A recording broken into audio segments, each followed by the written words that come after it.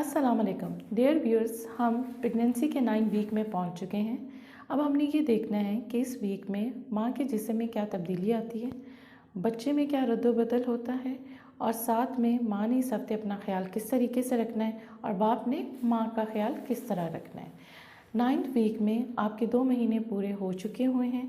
अब होता ये है कि इन वीक्स में कुछ लोगों को कोई सिम्टम्स नहीं होते और आराम से ये वीक गुजर जाते हैं, लेकिन कुछ लोग ऐसे होते हैं जिनको सिम्टम्स होते हैं, प्रॉब्लम्स होती हैं और फिर वो काफ़ी ज़्यादा होती हैं।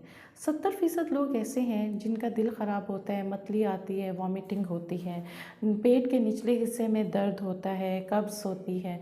तो कोई बात नहीं, घबराने की ज़रूरत नहीं है, ये नॉर्मल है। क्योंकि मैंने आपको ये बताया है कि हमारे जिस्म में जो हार्मोन प्रोजेस्टेरॉन है उसकी मकदार बढ़ रही होती है।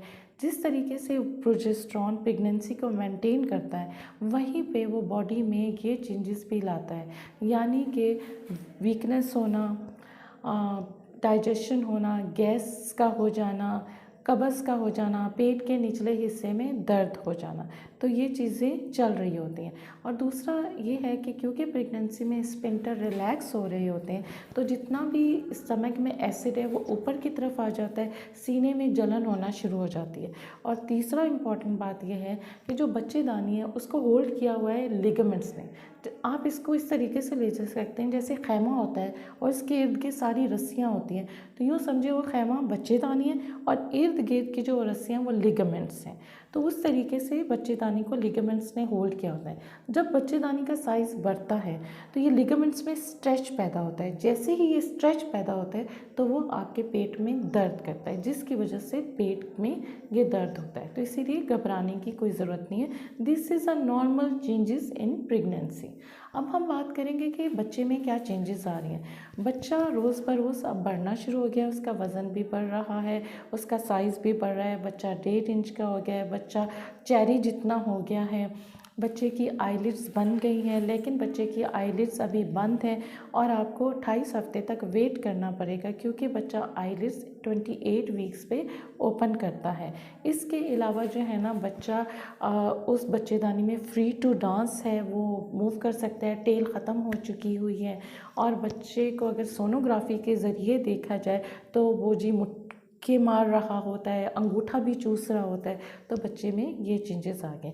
अब ये है कि आपने अपना ख्याल किस तरीके से रखना है।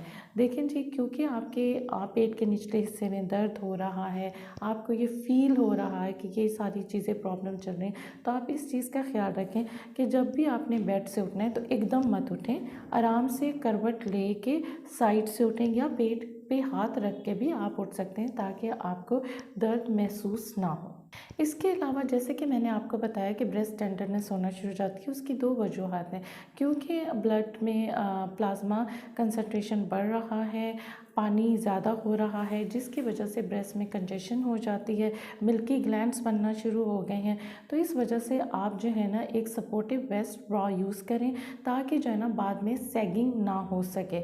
आपने ये ज़रूर करना है ताकि बाद की सैगिंग से आप बच सकें। बहुत सारे लोगों को एक सिम्टम शुरू हो जाता है जिसको बैक एक कहते हैं। अब बैक एक में ये होता है कि कमर के पीछे से दर्द उठता है जो आगे की तरफ आता है। वैसे तो ये कॉमन है, लेकिन अगर इस बैक एक के साथ आपको लगता है कि स्पॉटिंग आना शुरू हो गई है और जो है ना साथ में पेशाब भी जल के आना शुरू हो गया है या स्पॉटिंग बढ़ गई है, तो आपने घर नहीं बैठे रहना, आपने फ़ौरन डॉक्टर को दिखाना है। क्योंकि बाज़ टाइम ऐसा होता है कि इन्हीं वीक्स में एबॉर्शन की तरफ भी खुदा ना खास्ता चीज़ें चल रही होती हैं। तो इसीलिए डॉक्टर को दिखा दें ताकि डॉक्टर इस चीज़ को डिसाइड कर सके कि ये है क्या, और इस चीज़ के लिए अगर कोई ट्रीटमेंट वगैरह करनी है तो उसको किया जा सके। इसी वीक में एक इम्पॉर्टेंट बात ये भी है कि आपने अपने डॉक्टर को अपनी फैमिली हिस्ट्री ज़रूर बतानी है, क्योंकि अगर आपकी एज 35 से ज़्यादा है और आपकी फैमिली हिस्ट्री में जेनेटिक डिजीज़ है, यानी आपकी फैमिली में कोई बच्चे एबनॉर्मल हैं, उन्हें कोई डाउन सिंड्रोम या कोई और इस तरीके से है, तो आपने फ़ौरन डॉक्टर को बताना है। क्योंकि इसी वीक में हम एक non invasive prenatal testing करवाते हैं, खून का सैंपल सैंपल लिया जाता है और इस सैंपल में जो है ना बच्चे के जेनेटिक्स क्रोमोसोम्स को चेक किया जाता है और कुछ और भी इन्वेसिव टेस्ट होते हैं। इसको कोरियोनिक विलस सैम्पलिंग भी कहते हैं। बास स्टेम बायोप्सी भी की जाती है। हम आंवल से थोड़ा सा पीस लेके उसकी बायोप्सी करते हैं ताकि हमें पता चले कि बच्चे को कोई जेनेटिक डिजीज़ या कोई प्रॉब्लम तो नहीं है। अब मैं आपको ये बताऊंगी कि फ़ादर ने क्या करना है। देखिए जी, आपकी अगर मिसेस की एज 35 से ज़्यादा है तो आपने ख़ुद इनिशिएटिव लेना है, उसे डॉक्टर के पास लेके जाना है और ये इन्वेसिव टेस्ट करवाने हैं, ठीक है, ताकि जो है ना आपको टाइमली पता चल सके कि बच्चे में कोई डिफ़ेक्ट या कोई प्रॉब्लम तो नहीं है।